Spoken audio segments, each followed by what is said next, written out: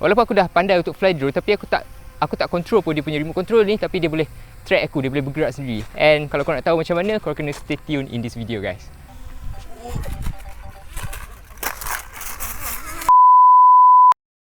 Okay, hello guys, welcome back to my channel. Pada siapa yang baru sebagai channel aku, nama aku Iman. Pada siapa yang dah subscribe aku, thank you so much guys. Untuk video kali ni, aku nak jawab persoalan pada komen ni. Brother ni tanya, nak fly drone susah ke tak untuk DJI Mini 3 Pro ni? Benda ni aku dah pernah tertanya-tanya dulu masa aku sebelum ada drone lagi. So aku macam nak jawab persoalan ni dekat korang semua. So basically video ni akan jadi video untuk beginner lah. Siapa yang beginner, okay? Siapa yang dah tahu untuk fly drone, better korang jangan tengok video ni, sebabnya nanti korang akan banyak persoalan nanti. Macam benda macam ni pun korang nak beritahu ke Iman? So this one untuk memang sangat-sangat beginner punya. Aku dapat ni DJI Mini 3 Pro. Yang aku dapat ni, aku dapat yang sekali dengan dia punya RC tau. So sekali dengan dia punya RC, sekali dengan dia punya Fly More Kit. This is the drone DJI Mini 3 Pro, and this one aku punya remote controller. Dia punya remote control ni, dia ada dua jenis, which is yang RC punya ataupun yang RCN1. Yang aku dapat ni yang RC punya. Dia punya different, dia punya screen ni. Kalau yang RC ni dia ada screen, tapi yang RCN1 tu dia tak ada screen. So korang kena guna korang punya smartphone. So first, just tanggalkan dia punya cover ni, and then kau buka dia punya kaki. Aku tak akan pergi in depth sangat review pasal dia punya spek kamera, ada berapa megapixel apa semua tu, macam terlampau detail sangat untuk beginner yang macam korang ni. Of course I assume korang semua beginner, sebab tu korang tengok video ni. So kita just masukkan dia punya bateri guys. Okay, masukkan dia punya bateri, and ni dia punya gimbal lah. Dari segi dia punya kamera, resolution, apa semua, kalau korang nak tahu, korang tengok full review, tekan je kat atas ni ataupun video kat atas video ni. Aku takkan tunjuk macam mana nak on apa semua, sebabnya korang dah tahu kot macam mana nak on dia punya drone ni apa semua. Cumanya korang takut dia terhempas ataupun dia crash kan. So macam mana nak elakkan benda tu semua, aku akan explain dalam video kali ni. Kalau sebelum ni kan aku terfikir macam, kalau aku beli drone kan, aku tak pandai lagi nak fly drone. Kalau aku fly, tiba-tiba dia lost connection and drone tu akan terhempas, and rugi duit aku beribu-ribu. Tahu lah, drone bukan ratus-ratus tau, tapi beribu-ribu ringgit. So benda tu akan terjadi ke? Actually tak. Dia dah ada sistem dah yang dia memang buat drone bukan untuk crash tau, bukan untuk drone tu jatuh. So dia punya sistem tu macam mana? Jom aku tunjukkan dekat korang semua yang baru nak fly drone ataupun baru nak berjinak-jinak dengan drone ni. Alright, so the first thing korang tengok kat situ, dekat atas kali tu dia ada recommended zone. So recommended zone tu maksudnya dekat mana korang boleh flykan drone ni. Drone ni bukannya dekat semua tempat korang boleh fly tau. Macam contoh dekat airport ataupun dekat lapangan terbang ataupun beberapa kawasan, korang memang restricted, tak boleh nak fly drone kat situ. So macam mana nak tahu? Dekat situ lah. Kalau macam sekarang ni, dia ada tulis kat situ recommended zone. Contohnya sekarang ni aku berada dekat KLIA ataupun lapangan terbang mana-mana kan, dia akan tulis kat situ restricted zone. Maksudnya korang tak boleh nak fly dekat situ. So macam sekarang ni dia tulis kat situ warna hijau recommended zone, maksudnya safe to fly. And then kita pergi dekat go fly, just tekan je go fly ni.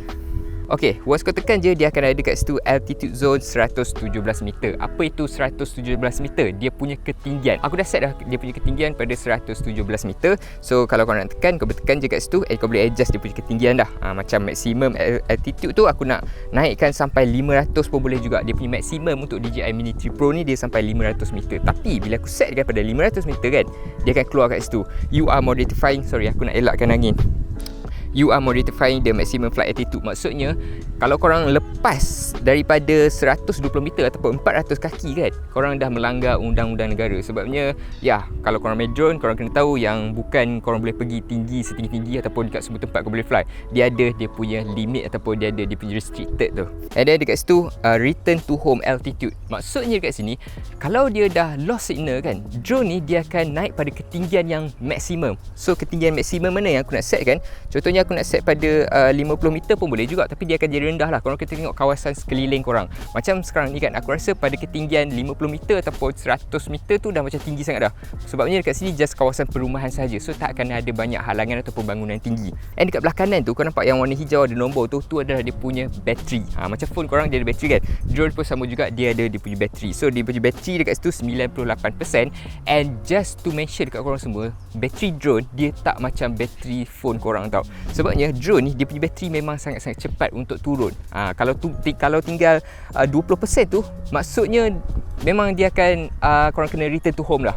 Bukan macam phone korang, kalau ada 10% tu still korang boleh main game lagi kan for like 30 minit. Tak, drone dia bukan macam tu guys. So beware of that, okay.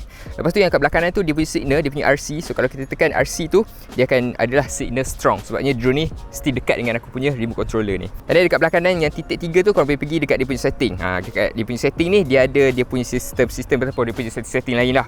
Aku tak nak sebut lagi kat tu. Aku nak tunjuk kat korang macam mana nak take off dia punya drone ni, macam mana nak terbangkan dia punya drone ni. Ada dua cara guys. The first cara ataupun the first way, which is the auto, and the second which is yang manual punya. Auto punya macam mana? Auto kau tengok kat situ, belah kiri sekali tu dia ada macam take off tu. So kau just tekan je, and kau just tekan lama-lama and dia akan take off.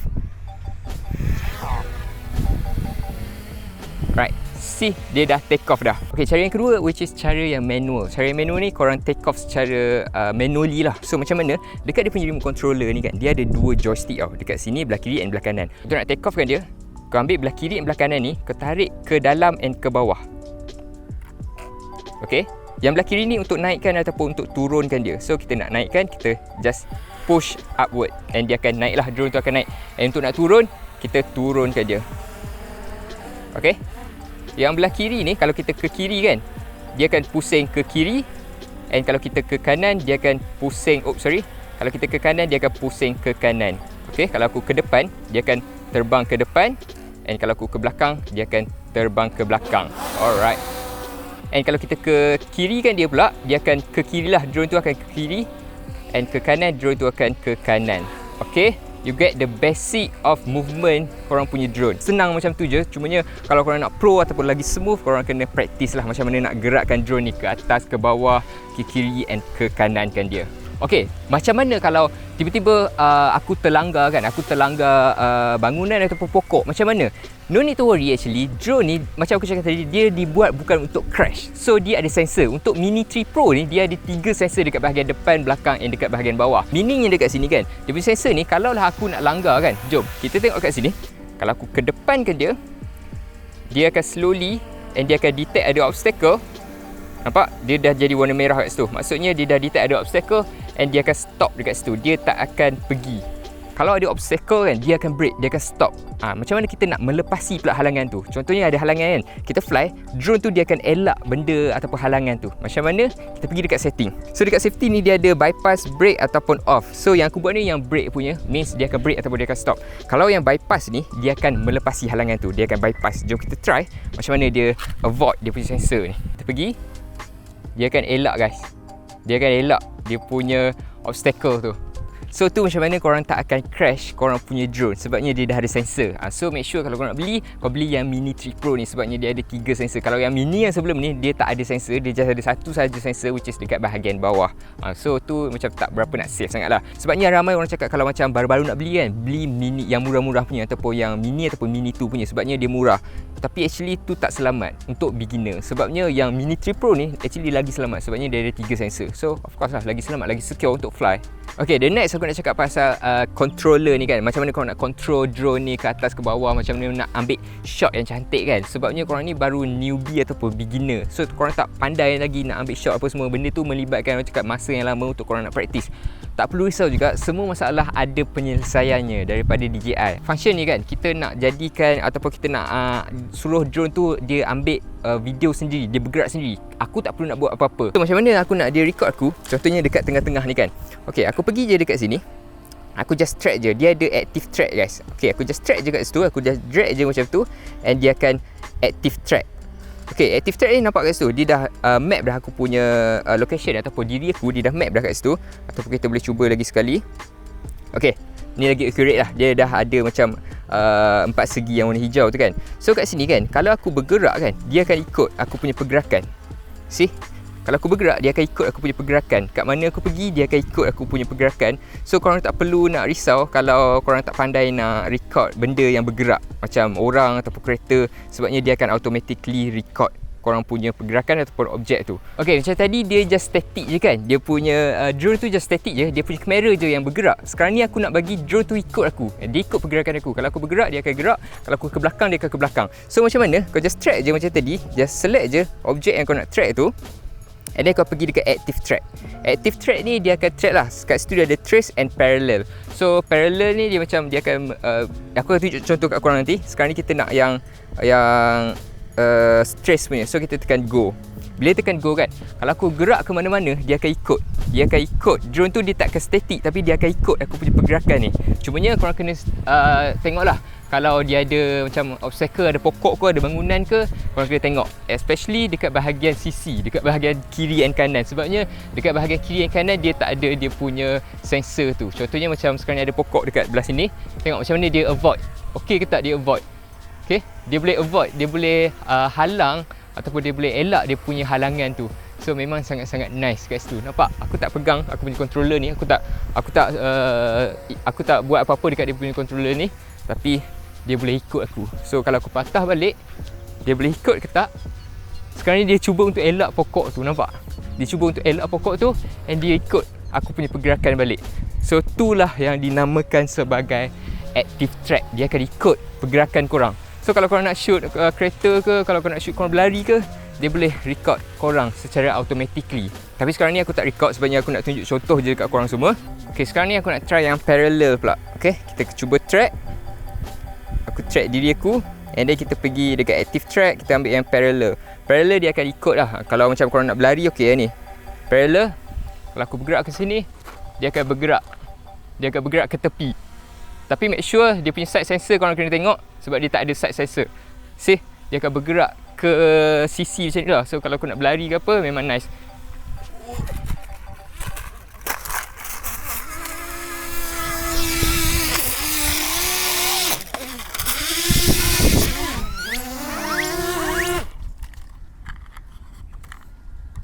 Wow, I just crashed my drone.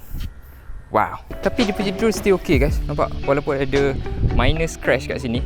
See, ada minus crash. So far aku rasa gimbal tak ada masalah kot. Yes, so far gimbal tak ada masalah. Tapi still drone ni walaupun dah crash kan, dia boleh survive lagi. Wow, awesome DJI Mini 3 Pro. Still okay lagi. Jom kita cuba untuk fly. Yes, still tak ada masalah. So that's why korang kena be careful dekat dia punya side sensor. So selain itu, function apa lagi yang dia ada? Jom kita tengok. Dekat sini kita tekan yang bahagian kanan tu. Untuk video dia ada master shot, dia ada quick shot, dia ada hyperlapse, dia ada panorama apa semua tu kan. So kita nak cuba master shot. Master shot ni apa? Kalau macam tadi dia just track korang punya pergerakan kan, untuk yang active track punya. Tapi kalau yang master shot ni dia akan ambil sendiri beberapa footage kan. Contohnya satu tempat ni dia akan ambil beberapa angle and dia akan compilekan jadi satu video. Aku nak dia ambil dekat bahagian bulatan ni. So kita pusing sikit. Alright, aku just track je bulatan ni. Lepas tu aku boleh tekan start. Alright. Yang dekat belah make sure korang tengok korang punya drone takut jadi macam tadi. Sekarang ni korang boleh tengok dia automatically ambil ataupun record footage yang sekarang ni. Dia akan automatically, aku tak pegang dia punya controller ni, dia automatically. So dia automatically lah track tempat yang aku dah select tadi tu. So sekarang ni yang drone ni dia cuba untuk ambil yang drone ni punya. After dia dah settle yang drone ni, nanti dia akan stop dan dia akan ambil angle lain pula. Okay, sekarang ni circle far. So circle far dia akan jadi macam ni. Make sure korang monitor korang punya drone. Aku takut jadi macam tadi. So dia punya side sensor, sebab macam sekarang ni dia ke tepi tau. Dia macam ke tepi tu, dia ambil side punya. So dia punya side sensor tak ada. Make sure korang kena perhatikan korang punya drone ni. Sekarang ni pitch up and fly forward. Dia akan ambil yang macam terbang, dia akan naikkan dia punya kamera tu ke atas and dia akan fokuskan pada bulatan tadi ataupun tempat yang aku track tadi tu.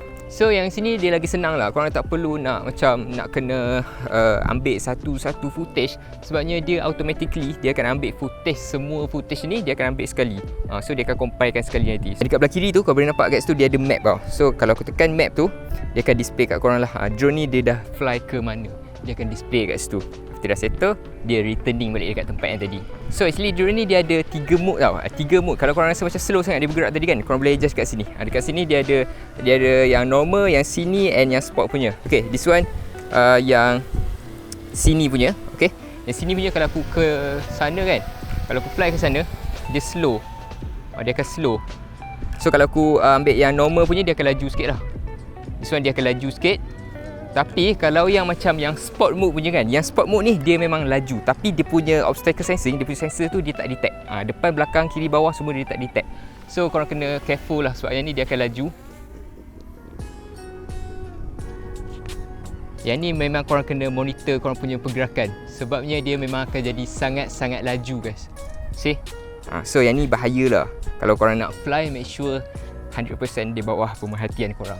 So sekarang ni dia punya return to home ataupun dia punya bateri ni dah low. Nampak macam aku cakap tadi 20% tu dia akan aktifkan return to home. So aku cancel tadi. Kita nak tengok sebabnya mesti korang tanya-tanya kan. Kalau macam aku tengah-tengah fly kan, tiba-tiba bateri tu dia dah mati, dia dah kosong dah. Adakah drone ni dia akan jadi macam dia punya sayap tu akan stop bergerak ataupun dia punya sayap tu akan stop untuk berputar and dia akan jatuh macam tu je? Tak actually. Actually dia akan landing slow-slow. So jom aku tunjuk kat korang semua. Sekarang ni dia ada 16%. Sekarang ni kita aktifkan pada mode sini punya. Sebab tadi aku aktifkan pada mode sport kan. Bila aktifkan pada mode sport, dia akan automatically makan dia punya bateri lah. Sekarang ni dia dah cakap low battery, returning to home. So dia akan bunyi macam ni lah. Ni aku cakap last lah ni, last warning dekat korang semua sebelum dia crash ataupun sebelum dia landing. So aku akan biarkan je dia terapung kat situ so that korang boleh tengok nanti kalau dia habis bateri kan, apa yang akan jadi dekat drone ni. Sekarang ni 13% dia punya bateri. Nampak? Memang cepat dia punya bateri tu turun.